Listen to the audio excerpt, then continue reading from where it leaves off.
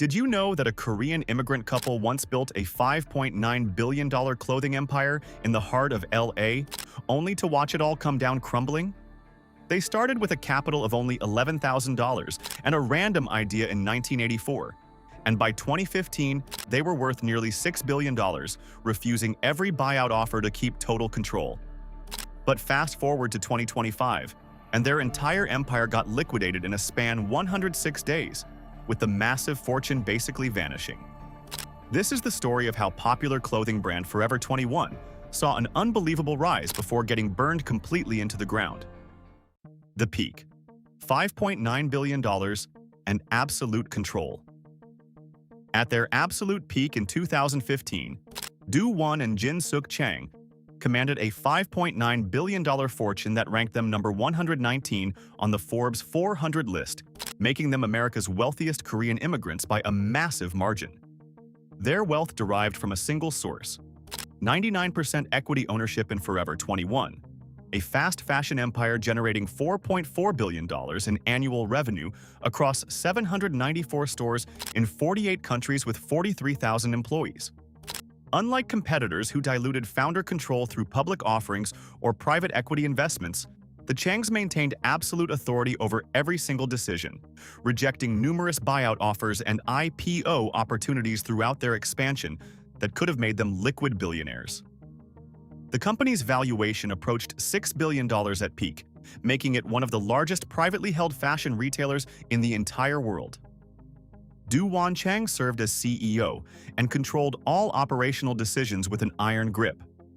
He personally approved every single real estate lease, even after surpassing 500 stores, meaning he was signing off on individual mall locations while running a multi-billion-dollar international operation. He scrutinized executive expense reports down to lunch receipts and Uber fares like he was still running a single 900-square-foot store. His private office occupied the upper floor of headquarters, where conversations were hushed and access was heavily restricted. Sook Chang served as chief merchandising officer and creative force behind everything customers actually saw in stores. Her domain was the lower floor, where buyers were required to show bags to security upon exiting, and windows were covered with blinds to prevent anyone from seeing what designs were being developed. The paranoia about competition copying them is ironic given what's coming later. The family's primary tangible asset was their Beverly Hills residence at 10 Copley Place, a 6,597-square-foot home on a 26,000-square-foot lot overlooking the Los Angeles Country Club golf course. They purchased the property in March 2008 for $7.5 million. Current estimates place its value between $20 and $25 million. But here's the kicker: despite extensive searches of FAA aircraft registries, yacht databases, and property records, no evidence exists of Chang family ownership of private jets, yachts, or additional real estate beyond that single mansion. This absence reflected Do Won's intensely disciplined philosophy. He famously reinvested virtually every dollar of profit back into business expansion rather than personal consumption. Their entire $5.9 billion fortune was concentrated in Forever 21 equity with zero diversification. This decision would prove absolutely catastrophic when everything collapsed, because when the company went down, their entire net worth went down with it. The brand's cultural power during its peak from 2005 to 2015 was genuinely massive. Forever 21 commanded 9 to 10% of U.S. teens' favorite clothing brand preferences, according to Piper Jaffray's Taking Stock with Teens survey. Strategic placement in high-traffic mall locations, including marquee properties on New York's Fifth Avenue and Times Square, amplified this dominance beyond what revenue numbers alone suggested. The decision to print John 3:16 on every single shopping bag created a unique brand identity that merged commerce with Christian evangelism. For God so loved the world that he gave his one and only Son, that whoever believes in him shall not perish but have eternal life. Every purchase became a quiet act of faith, whether customers realized it or not. But the Changs had arrived in America with absolutely nothing. And their journey from poverty to billions began at a Los Angeles gas station where Do Won noticed something that would change everything. The gas station epiphany that changed everything.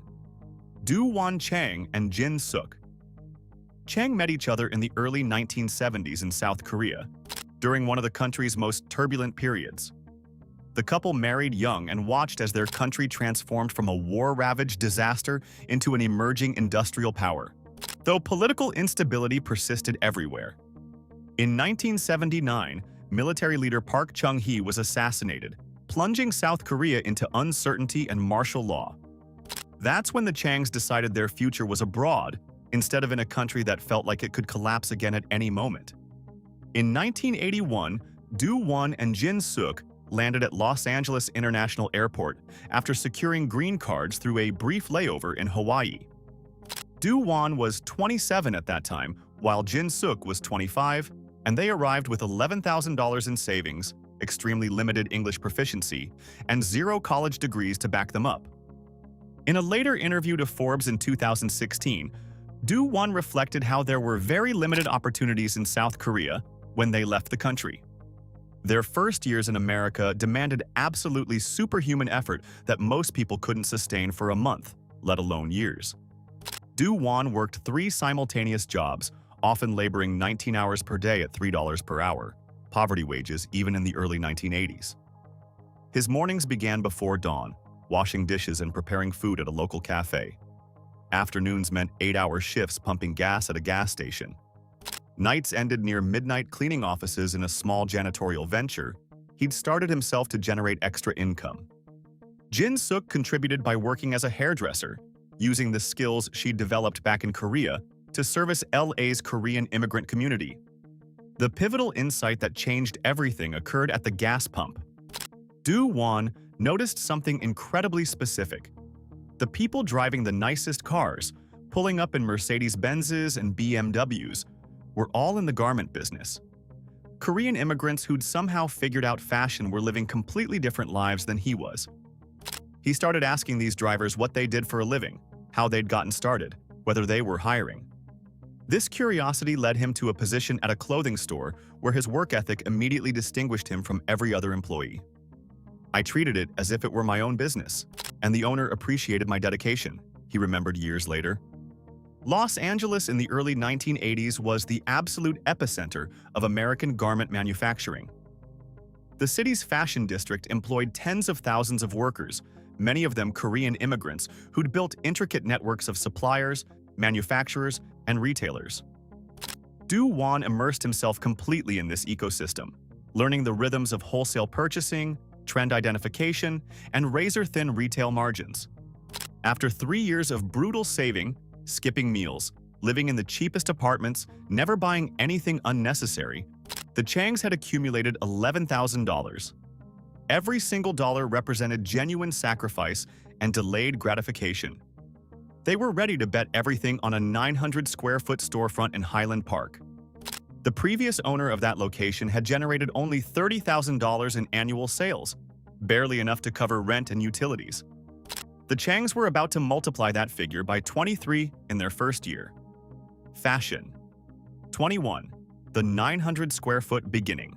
On April 16, 1984, Do Won and Jin Sook Chung invested their entire nest egg to open Fashion 21 at 5637 North Figueroa Street in Highland Park, Los Angeles, a modest 900-square-foot space that would become the foundation of a billion-dollar empire. The location was strategically chosen. Highland Park housed a vibrant Korean-American community, and the Changs understood their target demographic intimately because they were part of it. They sourced merchandise through wholesale closeouts and direct manufacturer purchases, acquiring designs similar to those popular in South Korea, but at significantly reduced prices that American retailers couldn't match. First-year revenue hit $700,000, an absolutely staggering number for a tiny store run by 2 people. Do Won and Jin Sook worked 16-hour days in the store themselves, learning retail management, customer preferences, and inventory control through direct daily interaction rather than business school theories. Their Christian faith was present from the very start. They attended early morning prayers at a local church nearly every single day, a practice they maintained even at the absolute height of their success decades later when they were worth billions. The 1987 rebranding from Fashion 21 to Forever 21 marked a crucial strategic pivot that opened up their potential customer base dramatically. Do Won explained the philosophy behind the name change. Old people want to be 21 again, and young people want to be 21 forever. This universal aspiration allowed the brand to transcend its Korean-American niche and capture a much broader youth demographic across all ethnicities. The first mall-based location opened in Panorama City, California in 1989, nearly 6 times larger than the original Highland Park store. The timing coincided perfectly with America's mall culture explosion. Teenagers were spending entire weekends at malls, and Forever 21 positioned itself right where they were already congregating. Growth accelerated rapidly through the 1990s with the Changs adding new stores at a rate of roughly 1 every 6 months, fueled entirely by reinvested profits rather than bank loans or outside investors. This financial discipline allowed massive expansion without diluting family ownership by even a single percentage point. The 2005 acquisition of Gadzooks for $33 million instantly doubled their store count to 400 locations, giving them national scale overnight.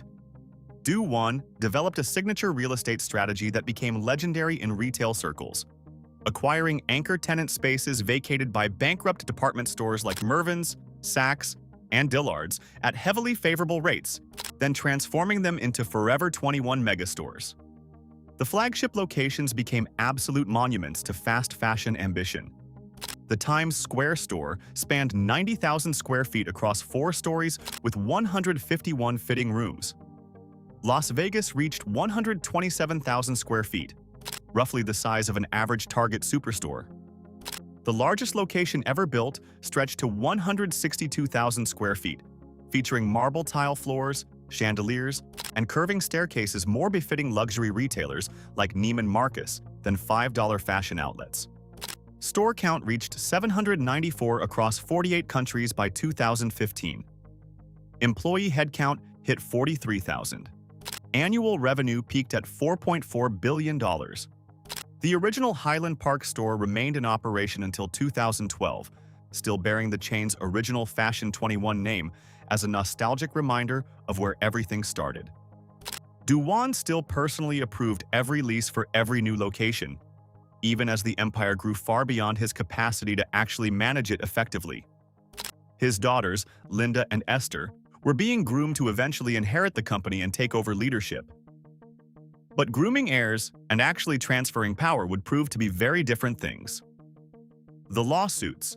50+ copyright infringement cases. Forever 21 faced over 50 copyright infringement lawsuits between 2007 and 2019, making it one of the most litigated fashion retailers in American history. The list of designers and brands suing them reads like a who's who of the fashion industry. Diane von Furstenberg sued over copied wrap dress designs. Gwen Stefani's LAMB brand sued over replicated patterns. Trovata, Anna Sui, and Anthropologie all filed claims. The pattern was consistent and brazen. Forever 21 would produce near-identical versions of designer items at 5 to 10% of the original price, wait for the inevitable cease and desist letters, then quietly settle with confidential agreements that prevented public disclosure of settlement amounts. Legal fees and settlement costs likely exceeded $50 to $100 million cumulatively over that 12-year period. Money just evaporating into lawyers' pockets because the Changs refused to hire original designers or develop truly unique products. Labor controversies proved equally damaging to the brand's reputation.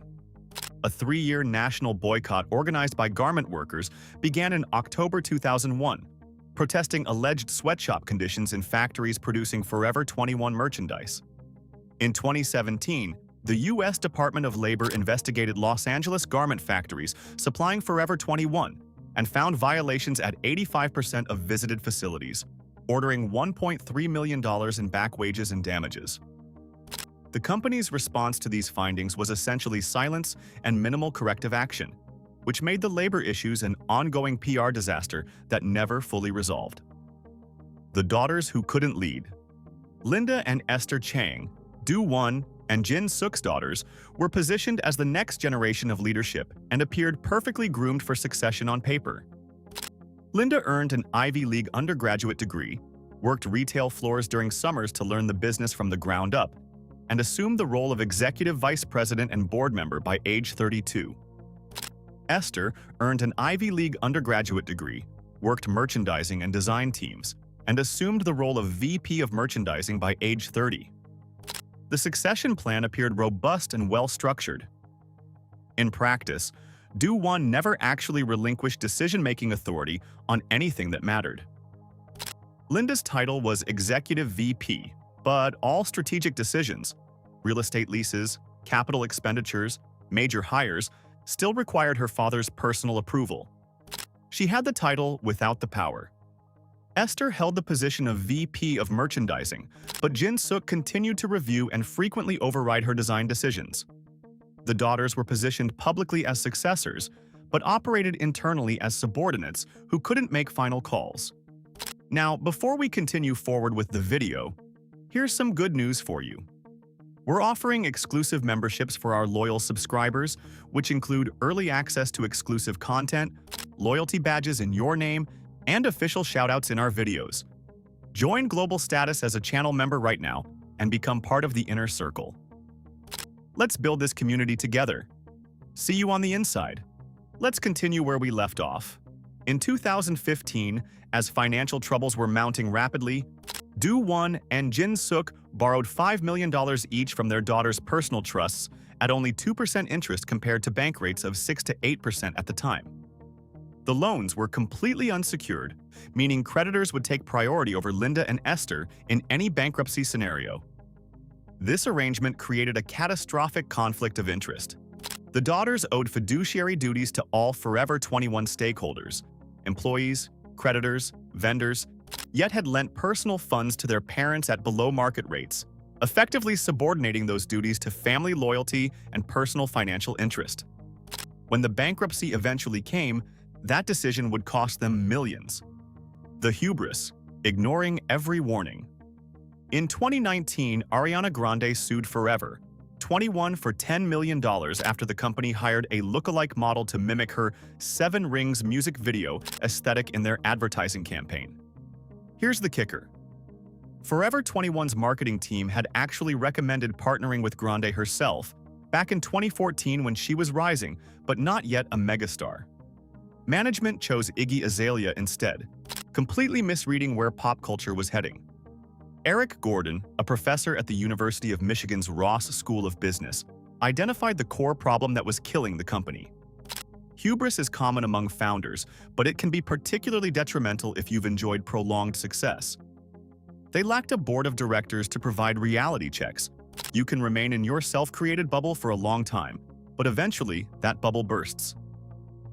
The bubble was already deflating rapidly, and the disastrous international expansion was accelerating the collapse beyond anyone's ability to stop it. Forever 21's international footprint exploded from just 7 stores in 2005 to 262 stores across 40 countries by 2015, a 37-fold increase in a single decade that looked impressive on paper but was a complete financial catastrophe in reality. International operations lost an average of $100 million annually between 2014 and 2018. Stores in Canada, Europe, and Asia collectively bled $10 million per month by 2018 and 2019. Spain, Belgium, Netherlands, Ireland, and Germany were abandoned after losses exceeding $40 million in 2016 alone. Thailand, Taiwan, Japan, and India followed shortly after. The root causes were profound misunderstandings of local markets that anyone with basic research could have identified. German stores opened without anyone on the team apparently realizing that German retailers are legally required to close on Sundays, eliminating 1/7 of potential revenue immediately.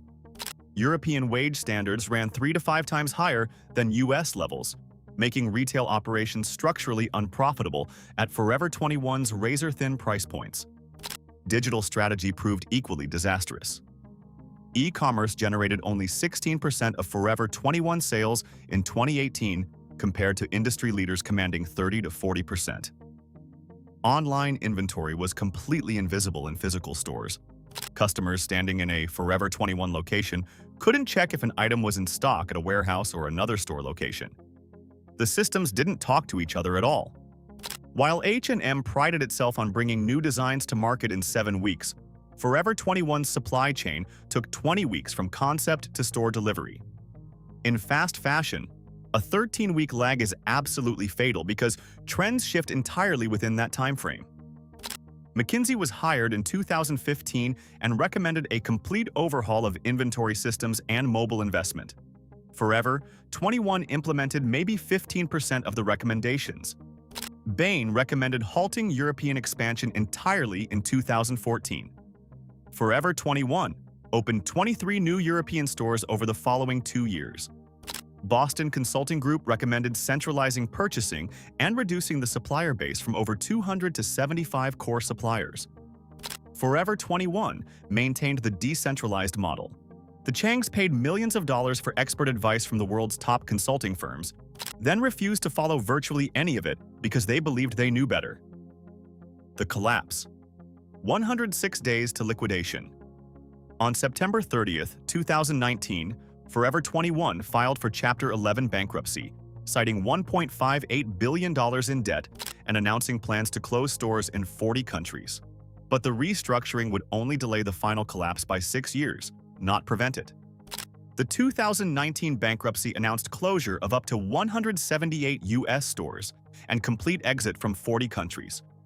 Germany, Spain, Belgium, Netherlands, Ireland, France, Japan, Thailand, Taiwan, South Korea, Australia, New Zealand, Canada, all gone in a matter of months.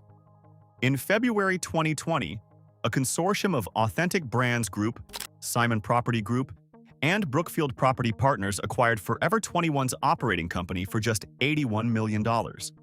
That price represented a 98.2% discount from the $4.4 billion implied valuation at peak just 5 years earlier.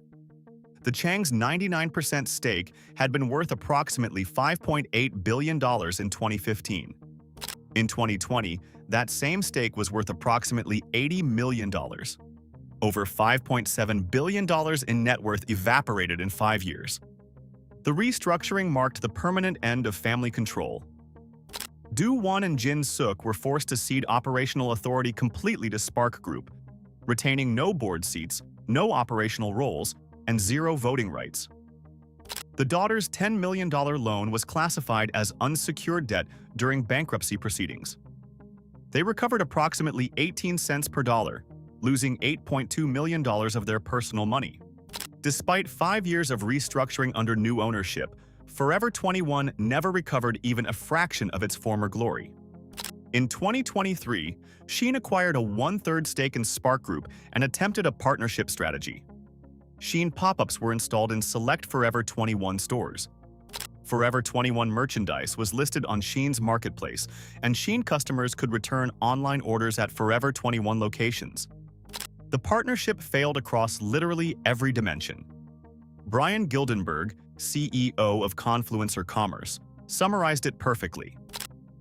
Forever 21 thought standing next to Shein would make them relevant again, but partnerships don't matter if the core product, strategy, and execution aren't there. By November 2024, more than 11% of invoices were over 91 days late. Manufacturers in China, Vietnam, and South Korea were receiving payment delays of 60 to 90 days, forcing some to halt shipments entirely because they couldn't afford to keep extending credit. Store closing sales commenced February 14, 2025. Official bankruptcy filing came March 16th. All 354 remaining U.S. stores closed by April 30th, ahead of the originally projected May 1st deadline. That's 354 stores liquidated in just 106 days. The Los Angeles corporate headquarters was permanently shuttered, with 358 employees laid off in a single day. The Chang family's fortune had completely evaporated. $5.9 billion in 2015, $1.6 billion in 2019. Billionaire status lost entirely in 2020, down to an estimated $500 to $800 million by 2025. Primarily just the Beverly Hills mansion. Final reflections. From billionaire to broke. Do Won Chang noticed something specific at a gas station in 1981. The people driving nice cars were all in the garment business. He built a $5.9 billion empire on that single observation.